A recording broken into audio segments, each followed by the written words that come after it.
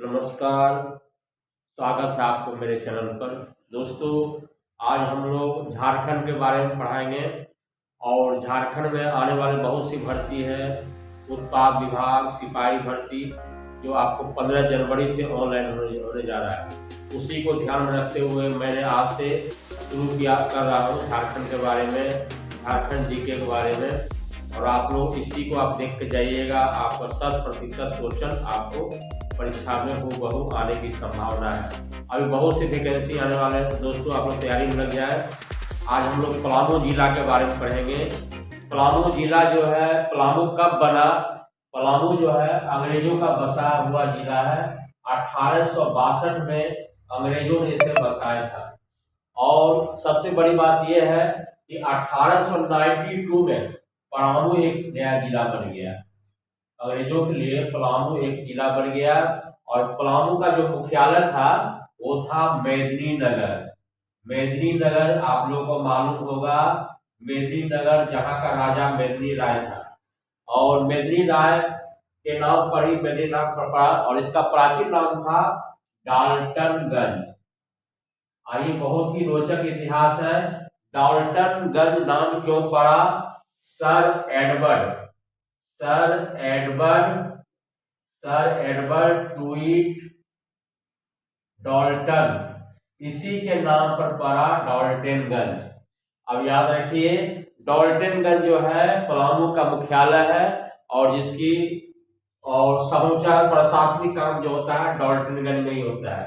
तो दोस्तों, सबसे बड़ी बात यह है कि पलामू में दो राजा हुए। सबसे प्रतापी राजा, जिसको हम लोग पुराना किला के नाम जानते हैं, पुराना किला को बनाने वाला था राजा मेदिनी राय।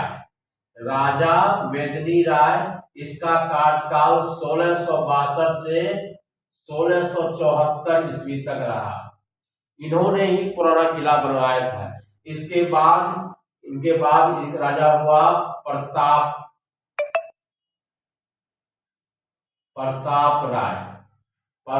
राय का जो कार्यकाल था 1674 से 1681 ईस्वी तक।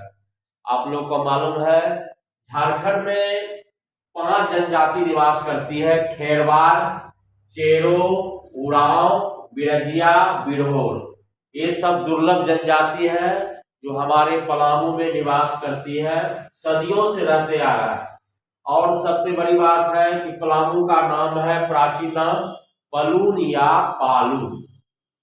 पलामू में एक नेशनल पार्क भी है जिसको हम बोलते हैं बेतला नेशनल पार्क, जिसकी स्थापना 1972 ईस्वी में हुआ था। और यह हाथियों के लिए प्रसिद्ध है। याद रखिए, बेतला जो है हाथियों के लिए प्रसिद्ध है।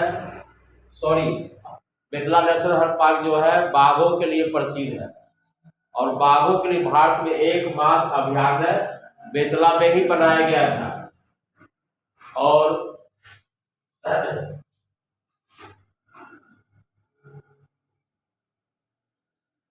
सबसे बड़ी रोचक यह है कि पलामू में एक ऐसी नदी है, 3 ऐसी नदी है जो उल्टी दिशा में बहती है।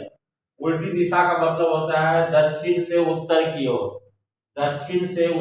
ओर। और ये 3 नदी है अमानत, औरंगा और उत्तरी कोयल नदी। ये तीनों नदी उल्टी दिशा में बहती है।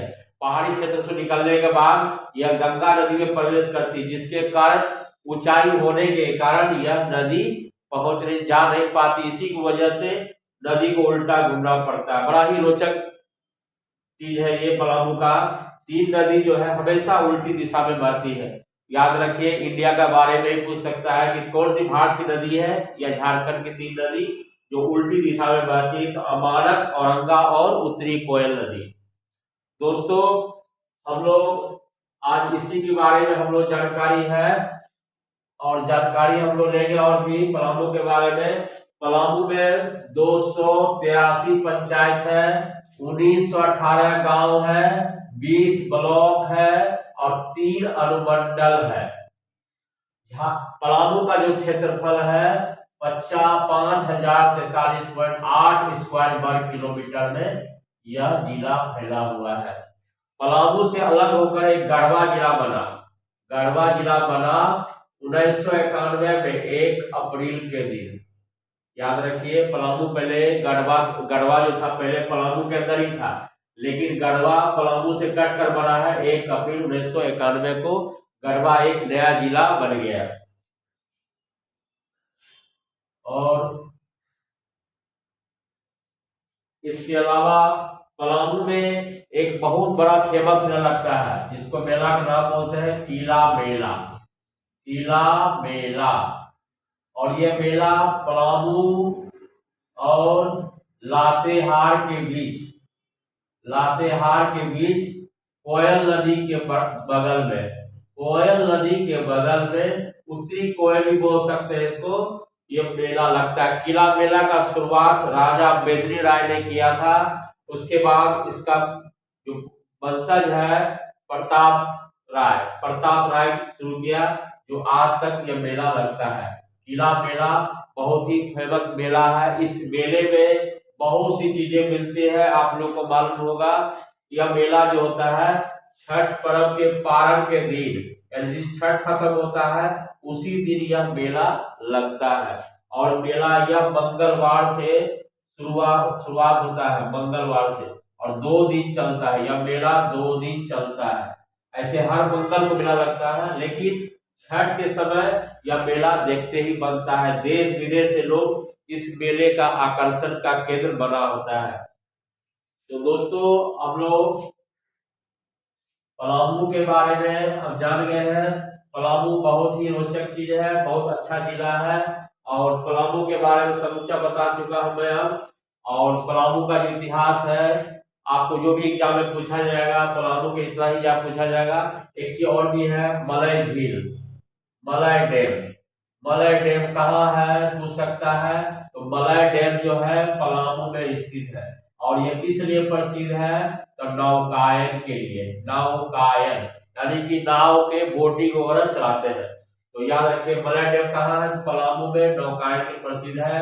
अब आप लोगों को मालूम हो गया होगा कि पलामू से कितनी दूरी पर है, तो डाल्टनगंज 8 से 10 किलोमीटर की दूरी पर है। इसका मुख्यालय डाल्टनगंज है। और इसको बेदरी राय भी बोलते थे, लेकिन यह सर एडवर्ड ट्वीट डाल्टन के नाम पर ही शहर का नाम पड़ा डाल्टनगंज। पलामू का प्राचीन नाम पलून या पालून है। और डाल्टनगंज के पास ही पलामू में 3 मंदिर है। और वो 3 मंदिर है, महाकालेश्वर मंदिर, दूसरा है वैष्णो देवी मंदिर, और तीसरा है बेरीबाग मंदिर। ये तीनों मंदिर राजा बेदरी राय के समय का बना हुआ है। दोस्तों, इतनी जानकारी। पलामू की जो आबादी है करीब 20 लाख करीब है, 20 लाख के करीब है 2001 की जनगणना के अनुसार। और पलामू में ईस्ट इंडिया कंपनी का आगमन 1771 ईस्वी में हुआ, 1771 ईस्वी में। और इसमें औरंगजेब का शासन था। और याद रखिए, पलामू का अगर आबादी पूछा जाए तो 20 लाख, और ईस्ट इंडिया कंपनी का आगमन 1771 ईस्वी में हुआ था। 1918 गांव है, ग्राम पंचायत 283, अनुमंडल 3, प्रखंड 20, आबादी 20 लाख है। तो दोस्तों, यही है मैं पलामू का इतिहास। इससे बाहर कुछ नहीं आने वाला है। तो चलते हैं दोस्तों। Thank you for watch my video. नमस्कार, सुधा भी सबक है।